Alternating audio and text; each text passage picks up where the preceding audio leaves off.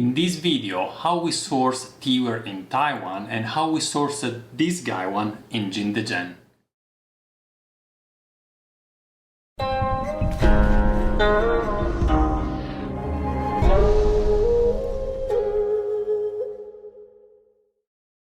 Hi guys, this is Gabriele from Nannuoshan, where we share the pleasure of drinking and discovering genuine farm tea. Today I'm here with Caroline. Hi! This is joining me for the second time in a row. Never happened during the whole year. Thank you, Caroline, for joining me. If you are also looking to expand your tea knowledge and brewing skills, then don't forget to subscribe our channel, and if at any point of time you enjoy watching this video, go ahead and give us a thumbs up. Today we are going to speak about Teaware, not about tea as we usually do, and in particular we actually want to disclose a little bit how to source Teaware in China, how we do that. And you know that Teaware sourcing for us is very important. We really want to go to the source, to the artist, meet the artist and buy directly from them. And it requires quite some challenges that Caroline had the opportunity to experience a little bit last year. Actually, I will tell you soon how. And what I would like also to speak about in this video is a topic that some of you have been asking for a while, and is how to open a tea shop, how to open a tea business. There is a lot to say about that, and for sure I have a lot to say also, and I will do a dedicated video about that. But in this one I want to point out one of the aspects actually of opening a tea shop, that is having a USP, a unique selling proposition. So now, a unique selling proposition is a term that you hear a lot, but what does that mean? It means basically offering something different or something better than your competitors. And in Gongfu tea is not a huge world of competitors, but nonetheless we are quite a few out there, and I know friends of mine that have tried opening a tea shop and they had to close. So it's not that straightforward. So you want really to look about which unique proposition I would like to offer. It could be that you discover something about tea and then maybe you register a patent, and then you are the only one that can offer that discovery. Or it could be that, I don't know, you do a very systematic screening of all your competitors and you try to find out what is missing out there, what Nannuoshan and all the others don't have that I actually can offer. Or maybe you can just find yourself traveling in China because you love tea, just for your personal enrichment, and you travel to China year after year, you collect more and more tea contacts, and at a certain point you ask yourself, well, you know what, with all this connection I can do something good for the tea community back at home. Let me open a shop, let me do workshop, let me go seminar, let me starting a YouTube channel. And this is actually my story. So our unique selling proposition is to offer tea and teaware directly from the source. Now you might say it's not unique, there are other people doing that, and you are definitely right, but I would like to point you out one thing about that. But first of all, I want to start steeping this tea. Caroline, do you know what I'm steeping here? I saw the package. You so saw the I package. know what it is. And the package is... He's only drinking my best teas. which is of course a Nannuoshan tea, which is this one here. And this is a Jingdezhen, 9 years old. It is one of the first ever tea that I sourced from Nannuoshan back in 2013, I think, this one. And this parcel here, this pouch, was closed. So it has been sealed ever since. I wanted to save it, you know. And now you're, of course, saving for what? For this video, of course. And you see that this was one of the very early packaging, where I have also a lifter underneath that is written in Italian even. So we have this Jingdezhen. I have put 5 grams of leaves in the gaiwan, and we will start drinking it. And then I will tell you a little bit more about how we source teaware, how we sourced this teapot. This is the topic of today. But we need some tea. And maybe before continuing, I want to ask Caroline. Caroline, you have been last time for the first time with me sourcing teaware. You did it in the past, you were with me in China, we went together for tea, but it was the first time for teaware. We have been in Yixing and Jingdezhen. Yixing was a trip that I planned well in advance, because I contact, when I was still in Europe, I contact some of our teapot suppliers, so it was well organized. But we decided to go to Jingdezhen last minute when we were in China, so we weren't very prepared. And you didn't know anything about Jingdezhen. You didn't know how big it was, that it was a city. So I still knew Jingdezhen, but not not as a name, just as a name, right? porcelain capital. But yeah, I think Jingdezhen is a clear winner for me. Like, it was really nice. They have this lovely street with a lot of artists, and I think that this is the place where you can see also unique teaware. It's far from the cliche you have of China producing mass stuff and mass teaware. It's all about artists, and you can see they're going back to doing handcrafted things and investing a lot of thought in design, and I think it's the place where they are probably really experimenting with also new techniques. So I think we went to a shop. Jingdezhen. We went even to a shop. They were experimenting with doing things in red and gold and silver, things that are really tougher to do. So they are very experimental. Yeah. So this is the positive that you've seen in Jingdezhen. But what you didn't like of that 3 days? What you find? There is anything that you found a little bit tiring, or that you didn't like about the atmosphere? I mean, I know that you like Jingdezhen in generally, but we stayed there 3 or 4 days. Everything positive in your head? So you just need to know probably where to go. There's like this really nice street that is very nice, but maybe you're in a different area of town, and it will be a totally different experience. So I guess it's also, there's a randomness component. What about our hotel?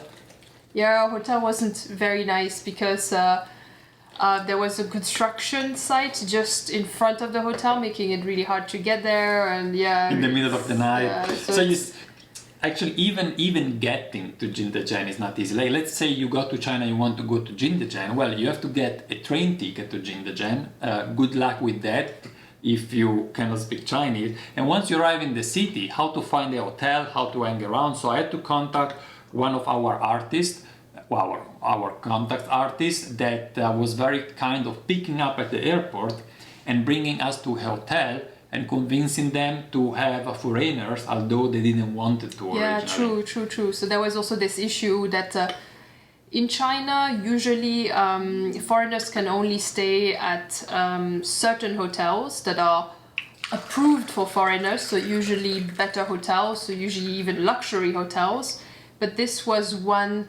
Well, it was also the issue that we booked super late, and I think it might have been Golden Week, so a lot of things were there fully was booked. this ferry also, yeah. And there was this porcelain fair. Actually, this plate was bought during the... Oh, really? This one was... Oh, then I picked I just during picked the it fair because I in like how Jingdezhen. it matches the guy one. I didn't know that you picked it there. This is the Jilan. Go ahead. So this fair is good because there were even people coming from Europe with their designs showing their work, but you also had a lot of younger potters and people like working with porcelain and all types of materials, having very small shops.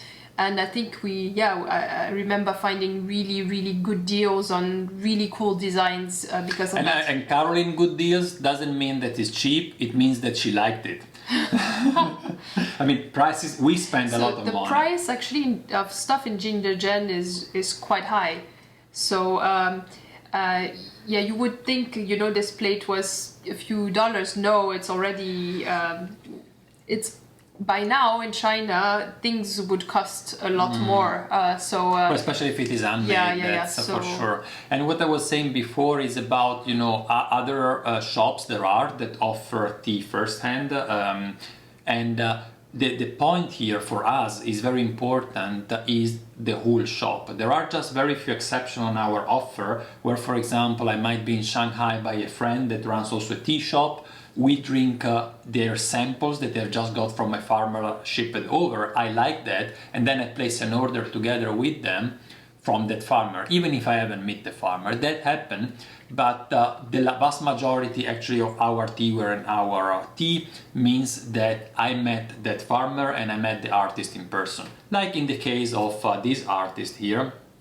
And Lin Yingping, by the way, is the name of the artist that did this guy one and this cup. And what happened is that sometimes a shop would like to point out that they do direct sourcing, so they direct source a couple of items and then all the rest is actually bought by wholesaler. And I have an experience actually, of course I won't tell you which shop I'm talking about, but I've entered a tea shop that also sells online, and they had this dépliant where it was written how they do direct sourcing and so on, and actually I recognized a tea that they had because I know in Europe only one wholesaler can sell that type of tea, and I've asked them, do you source this tea by that person, and they confirmed it, although they officially pretend being direct sourcing. Anyway, I mean, I'm pointing this out because trust me, it is a huge effort to do the whole shop in direct sourcing, and you know, Caroline can confirm a little bit of what we have experienced. So I have here some pictures actually that I would like to show you from our trip last year. So we were in Yixing, and after Yixing we decided to go how to open this? I always have troubles. Yeah, we decided to go to Jingdezhen. We arrived in the evening, we stay a night in the hotel, and the first thing we did, we went to Sanbao. This is the street that Caroline was mentioning before. Quiet street, a little bit outside the city. Jingdezhen has 1.5 million people living there. It's not that small, it's like Milan. And then from time to time, you know, you just look on the side of the street and you see a hole in a wall, like this one. You walk inside and what you see on the other side is this backyard. You remember that, right? That was such a beautiful hotel. They have just a few rooms, but it was really 4 rooms. incredibly beautifully made. You felt really zen I think walking there. if we will do ever a tea tour with our customer to Jingdezhen, we will try to get there. It's really beautiful. And then we visited the first artist just to get a little bit the feeling. It was a friend of a friend again. I didn't know this artist before, and he showed us his kiln. He has a style of teaware, a little bit rough, probably more Caroline style. It was the first one, I don't know if you remember this.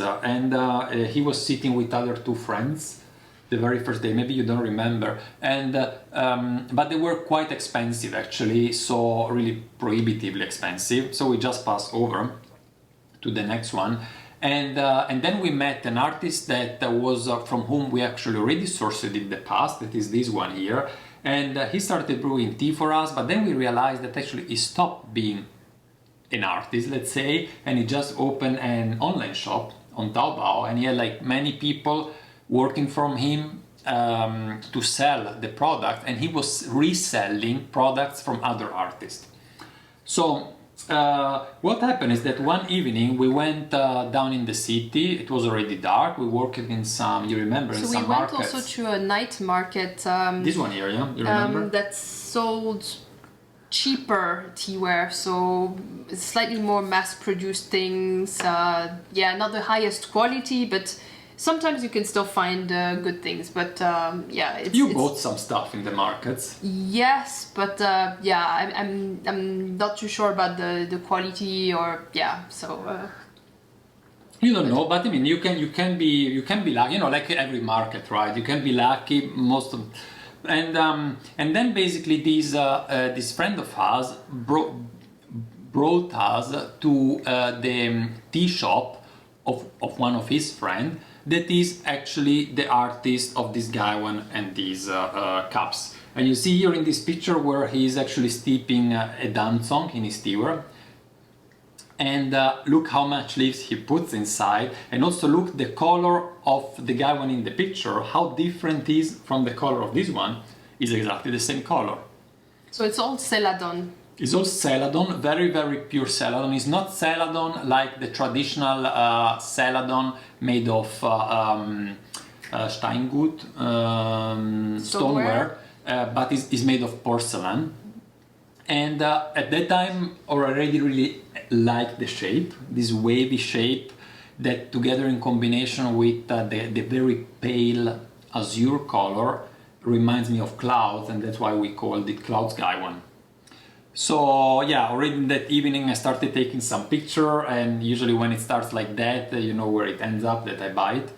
So here you see, you know, just some picture of that evening, and we bought also some tea from him because he's a lover of dancong and he has really very good dancong. So the reason why actually, and we could step a little bit more, why really I like these is that what I like the most maybe is, well, the shape a lot, but also how pure the porcelain is. He is a fanatic of extremely pure porcelain, and that's pretty much like I am.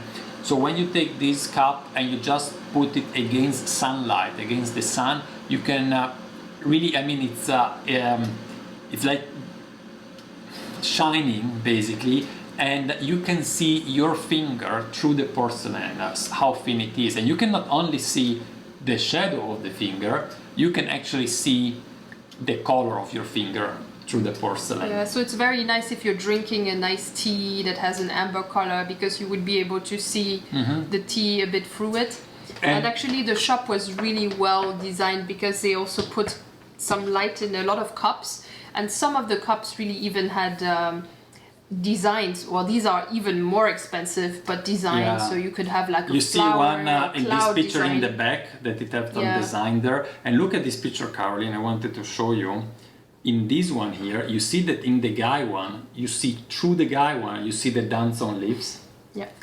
So it is extremely thin, and this is also definitely an aspect that I liked of it. And then the shape is very unique. You cannot find this shape anywhere else, at least I haven't found it anywhere else. It is the shape that the artist conceived, and it has, on one side it's nice because it's unique, but also because it's harmonious in a way. Yeah. So it's very smooth, you know, it's not, to me.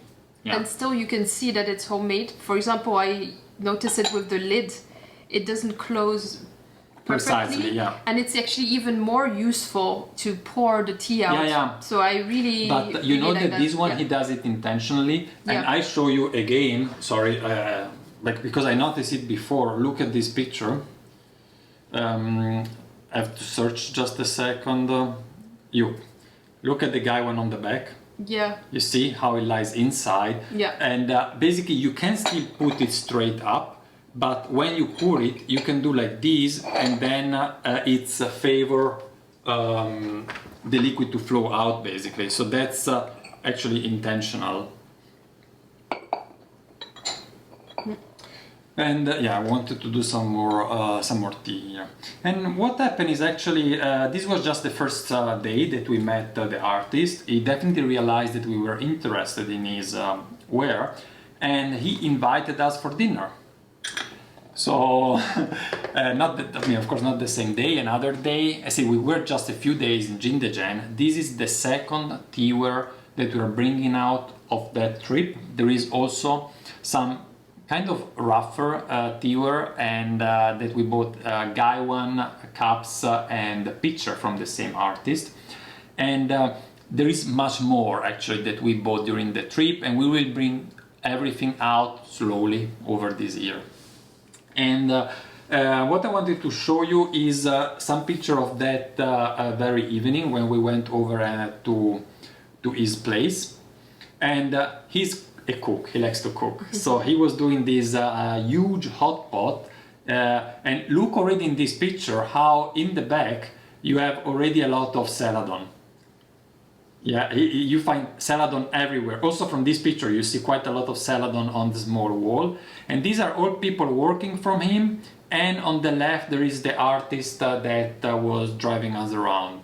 So we stayed there. There is a nice monastery next to it. He has a simple, how we can open space where he exhibit. Yes.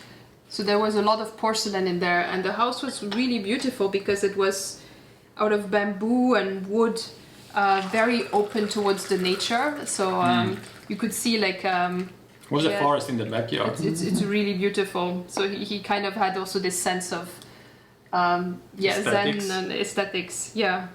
A very quiet guy, actually. And here you see in the next picture is something that I've showed this picture already in another video that we made about how to recognize handmade gaiwan.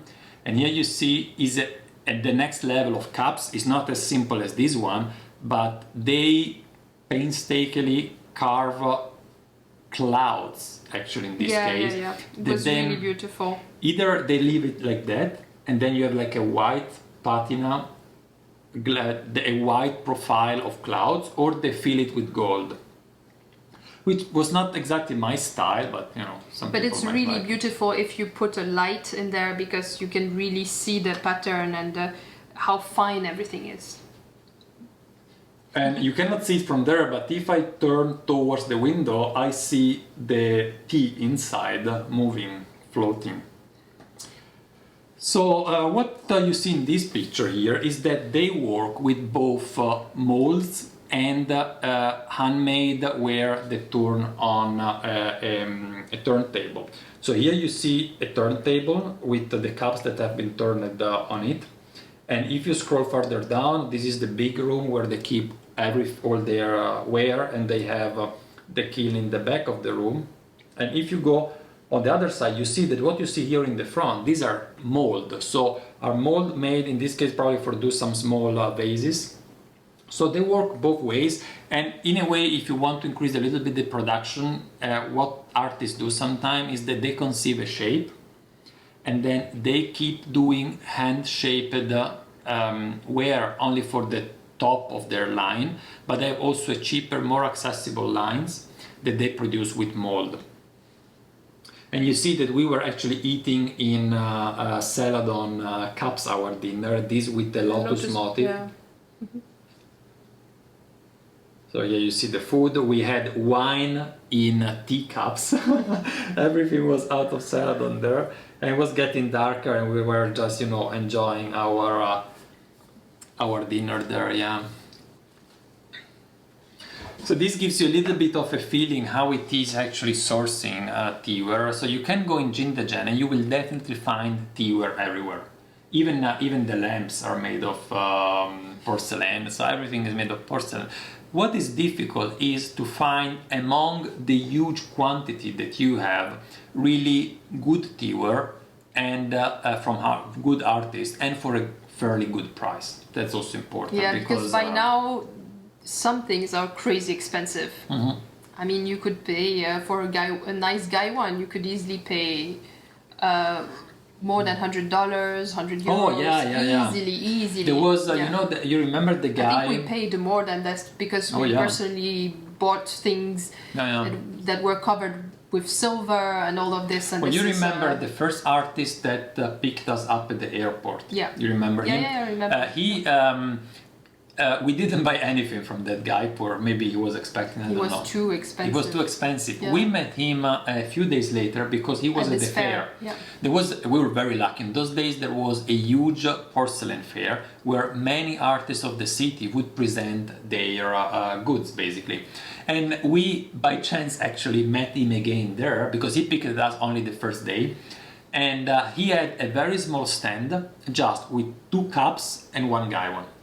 And the gaiwan, I still remember today because I really wanted to buy it, was 900 yuan, which is 140 euros, I would say. And of course, completely handmade. It was fire in a wood kiln, so it has a natural glaze, very special. But, you know, it's not something that we could even think about buying for Nannuoshan. First of all, because the quantity is not there. He has just a few items. And even in that case, if you buy something that is 130 euros, think about sending it over to Europe, adding the VAT and so on. Which price do you have to sell it? So we will disclose with you during the year some, even actually by some artists we didn't manage to not buy, and even if it was super expensive we bought it anyway also for Nannuoshan. But this will come in a few months actually, probably after the summer. And I want to point you out one more thing before leaving you. And some of you already bought this gaiwan and these cups, even though they were not online. So what happened is that some of you noticed that we were drinking out of this Gaiwan and these cups already in our video, and they asked it, you didn't have by chance also the same for me, because I like it a lot. And so actually that's the way they made their deal, and they got it firsthand already months ago. And this is something that you can do all the time, and we encourage you to do so. For example, Ishin teapot, we have more on stock than what there is there on the visible on the shop. Yeah, so but most of my Yixings are not in your store. yeah, of course. Yeah, it's not that everything you see here is available, right? Like this picture, no, it's not available. This plate, no, she bought it. This one here, our waste container or carrying waste container, you cannot have it. It's from Slovenia. It's not from it's not from China. So it depends, right? But sometimes we use also Teaware that we particularly enjoy and that we manage also to source for Nannuoshan, so you can try your luck. This is pretty much all I wanted to tell you. So now you have the Cloud Gaiwan and the Cloud Cups that are available on our shop. If you want to have a look, you find the link in the description below. Otherwise, stay tuned for more videos, for more Teaware, for more tea, subscribing our channel and giving us, Caroline, I taught you how to do that, a thumbs up. Bye guys. Bye bye. Du musst noch lernen.